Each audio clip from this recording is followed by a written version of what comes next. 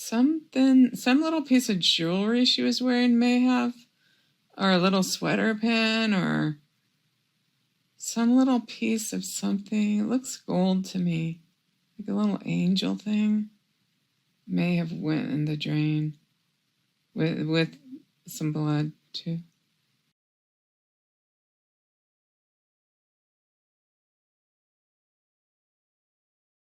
And to your knowledge, were any items collected for evidence from that fire pit on June 9th and 10th? Yes. So from the fire pit on this day, from all the grids, quadrants on this day, we collected suspected bone fragments. And I think we have a picture that will show you those quadrants in a second. So from all of them, we got suspected bone fragments. We got suspected organic material from this fire pit. And at the time, when we're processing it, we don't know what that is, but we just see it and we're like, hey, this looks like it could be organic material, so we'll collect it, and then somebody else has to send it to a lab to try to verify that. And then an important piece that we found out of here was a chain, Pura Vida chain comes out Agent, of this. I'm gonna stop you, and I'll ask some questions and as we go through. But were there any other items collected from this fire pit that day? There was just miscellaneous pieces of cloth and fabric.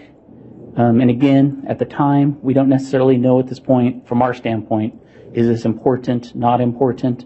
But when we see those things, we just collect them. Okay, thanks. And Agent, what are we seeing in this photo? This is just a photo to show you as it's, we're probably nearing completion of the processing the fire pit. So it's just showing how it's getting, it's getting cleaned up, and you can kind of see how the rake's been gone through there. And then an important thing to note for the fire pit was just as the team was processing this fire pit, they could smell, like the chemical smell or accelerant smell was strong. And that was something just to remember. It was almost overpowering at times, and people were talking about, do we need to wear masks, so they could smell that? And we did take a soil sample from that fire pit so that could potentially be tested later too. Okay. And then from the sifting operation in the fire pit, this Pura Vida chain was collected. Agent, when you say Pura Vida, what does that mean? So on this silver part of the chain right there, that's the description on it. So it says Pura Vida on that chain right there. And was that located actually in the fire pit? That was inside the fire pit, and it was collected while doing that sifting operation that I described before. And then this, I'm sorry. No, I was just, Agent, can you describe what we're seeing in photos 46? And then this is just a longer shot of the silver charm we found. It's hard to see, but that's because it's a long shot of it. And it's... Utah homeowners, did you know that right now Rocky Mountain Power is paying homeowners thousands of dollars to put a backup battery in their home? That's right, Rocky Mountain Power just launched.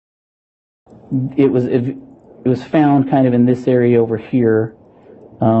Here's the fire pit. It was found quite a distance over here. Agent, was this an area where the total station was used to make measurements? Yes, it was. Are those measurements? Those are those measurements. Okay. So when we talked earlier about the team getting there, the team created this grid, and these squares become the quadrants. And they created this because they found that ash on the ground in these areas. And again, thinking, well, in 2019, this fire pit potentially wasn't there. What if it was over here? But we found all the ash outside of this fire pit in these areas.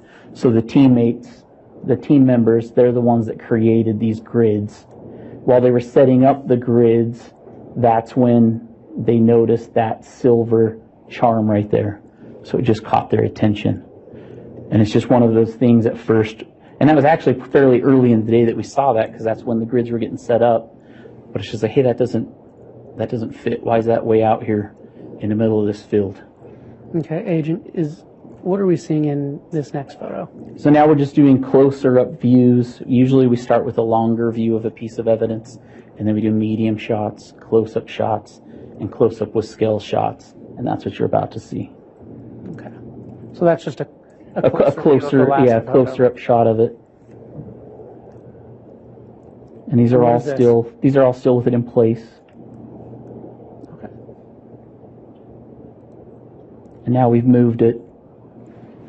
And now we just added the scale to it. Okay. And then over on the side over here, we didn't get a specific measurement of the charm, but what we did do, because we had our total station, the measurement tool that can measure specific points, we use our total station when we do grids in the middle of fields and whatnot where there's no reference points. We use total station to map in any grids we make. So whether it's a burial, and we'll map in with total station the specific points of that burial, so we know where Tylee's burial is on that property. And then we use total station to map in each one of these corners of our grid, so we know where that is. And then we total stationed in each end of the center blocks. And that's why those center blocks are kind of all noted on there. And so now we could potentially take a measurement from this, our grid point is what we did. We took that measurement to one of the center blocks of the fire pit to at least give everybody the approximate. So that's from our grid, the northeast corner of our grid, to one of the center blocks of the fire pit. So we at least have an approximate distance as to where that charm was. But that's not a measurement to the charm. Okay. And that's just the same charm placed over some paper. Correct. Okay.